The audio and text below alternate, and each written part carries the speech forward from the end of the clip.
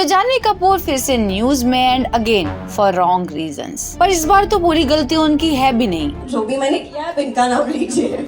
मतलब ना ही वो पूरी तरह कल्प्रिट हैं और ना ही इनोसेंट। पर प्रॉब्लम क्या है, तो 4 जून को उनकी एक फिल्म रिलीज हुई थी जिसमें राम चरण भी थे और उस फिल्म में जानवी के कैरेक्टर को बहुत ज्यादा ऑब्जेक्टिफाई किया गया। इतना ज्यादा ऑब्जेक्टिफाई किया गया कि हर जगह सिर्फ यही बात होने लगी कि क्या स्क्रीन पर एक्ट्रेसेस को ऐसे दिखाया जाएगा। जब उन्हें पैसे मिल जाते हैं तो वो भोजपुरी आइटम से भी ज्यादा सेक्सुअलाइज्ड स्टफ कर देती है। कमर पे फोकस किया जा रहा है। उन्हें साफ साफ पता था कि वो क्या दिखा रहे हैं।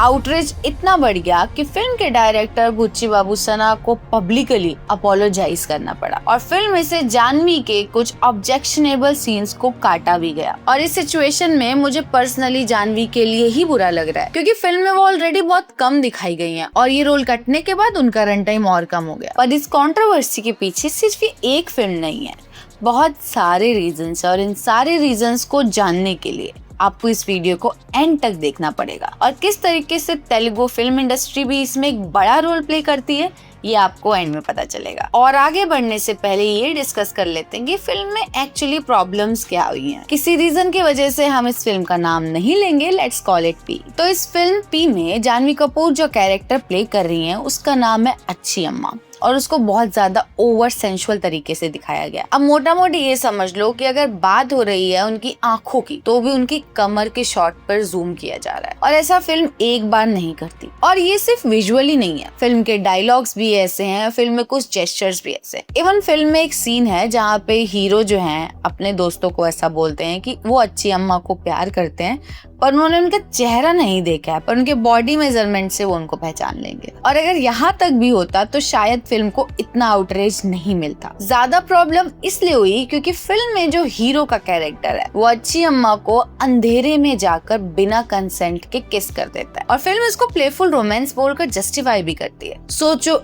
एक इतनी हाई बजट फिल्म में स्टोरी ऐसी लिखी गई है कि एक असॉल्टर हीरो बन जाता है। तो जिस तरीके से फिल्म में अच्छी अम्मा के कैरेक्टर के कंसेंट की कोई वैल्यू नहीं थी, रियल लाइफ में भी जानवी के कंसेंट को कोई वैल्यू नहीं मिली। जो भी मैंने किया है इनका नाम लीजिए।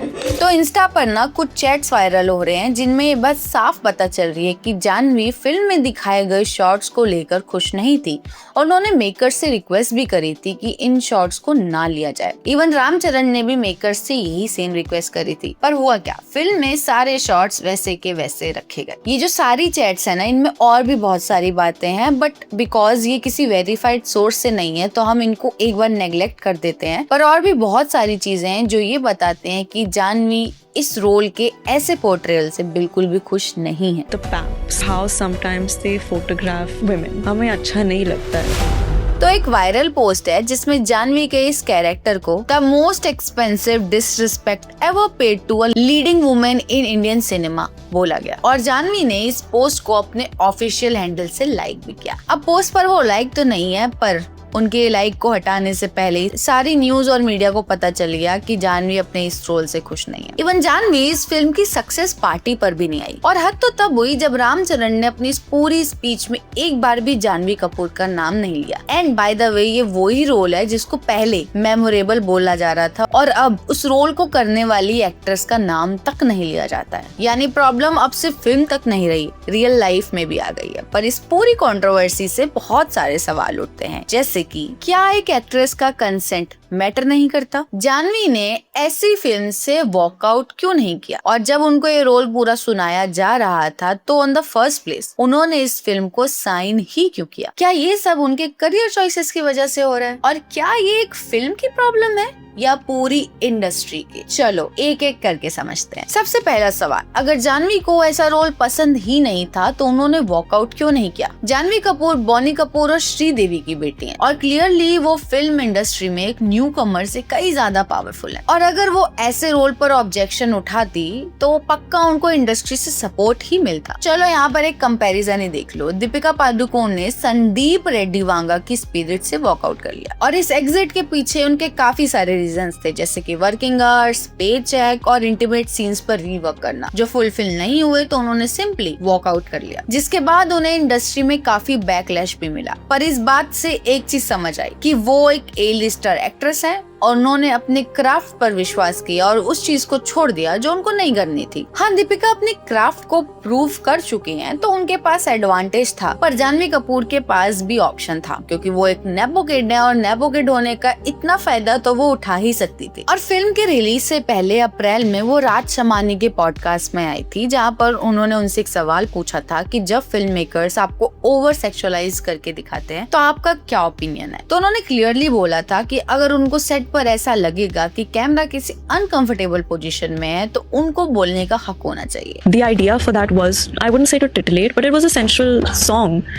I think if someone looked at that and said, I'm not attracted to this chick, I would feel maybe offended.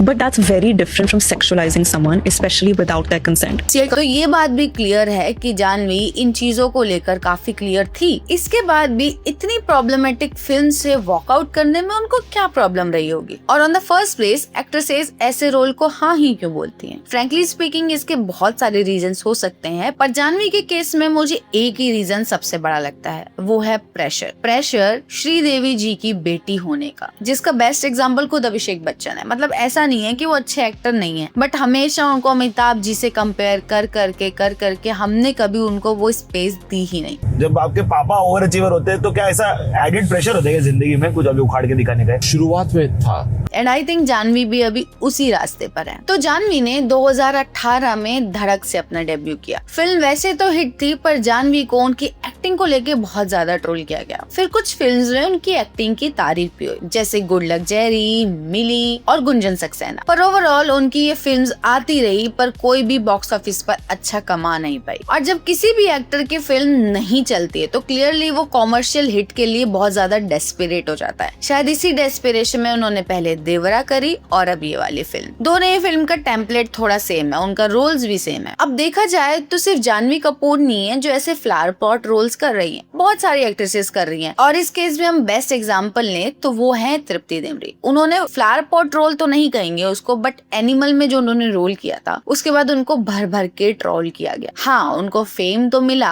पर बहुत ज्यादा ट्रोलिंग भी मिली। पर अगर आप उनकी फिल्म्स देखोगे तो उन्होंने एनिमल से पहले कला, बुलबुल, लैला मजनू जैसी फिल्म्स कर रखी थी जो बिल्कुल परफॉर्मेंस ड्रिवन थी, इसलिए लोगों को उनके क्राफ्ट पर विश्वास था। और जब उन्होंने अब नए प्रोजेक्ट्स करे जैसे धड़क 2, माँ बहन, तो लोग उनके क्राफ्ट पर और विश्वास कर रहे हैं। पर अगर हम यही सेम चीज जानवी के केस में देखें तो उनके पास ऐसी फाउंडेशन नहीं है। आई एग्री कि तृप्ति डिमरी से कंपैरिजन थोड़ा एक्सट्रीम हो गया, इसलिए अब मैं एक ऐसी एक्ट्रेस का नाम लूंगी जिन्होंने लगभग जानवी कपूर के साथ ही डेब्यू किया, सानिया मल्होत्रा। तो सानिया का इंडस्ट्री में कोई भी गॉडफादर नहीं था अनलाइक जानवी, और दंगल से डेब्यू करने के बाद इन्होंने कंटेंट ड्रिवन फिल्म्स उठाई जैसे पगलैट, मिसेस, कटहल। और आज उनकी पहचान उनके लुक या ग्लैमर से नहीं होती, उनके क्राफ्ट से होती है। अगर और एक्ट्रेसेस भी देख लें जैसे कृति सेनन, वो भी कॉमर्शियल फिल्म्स भी करती हैं पर कंटेंट ड्रिवन फिल्म्स भी करती हैं, और अब तो उनके पास प्रोडक्शन हाउस भी है, तो उनके पास अब फिल्म्स का कंट्रोल भी है। इवन अगर हम रश्मिका का करियर देखते हैं तो वो सानिया मल्होत्रा से बिल्कुल उल्टा है। वो majorly male hero commercial film ही करती, बट फिर भी लोग उनके क्राफ्ट की वैल्यू करते हैं। सानिया, कृति, रश्मिका, इन तीनों ही एक्ट्रेसेस की करियर चॉइसेस बिल्कुल अलग रही हैं, पर इन सब में एक चीज कॉमन है कि इन्होंने अपनी एक्टिंग को प्रूव करा है। और जानवी ने खुद कहा है कि वो अपने बैकग्राउंड को लेकर अपोलोजेटिक हैं और वो किसी को ना नहीं बोल पाती, और शायद इसीलिए वो कैसे भी रोल्स उठा लेती हैं। तो अगर वो अपने इस नेचर को छोड़ दें, अपने क्राफ्ट पर काम करें और अच्छी कंटेंट ड्रिवन फिल्म्स उठाएं, तो उनको ना वो पावर मिलेगी जिससे वो ऐसी फिल्म्स को मना कर सकती हैं और आगे ऐसी फिल्म्स करने के लिए आई थिंक डेस्परेट भी नहीं होंगी।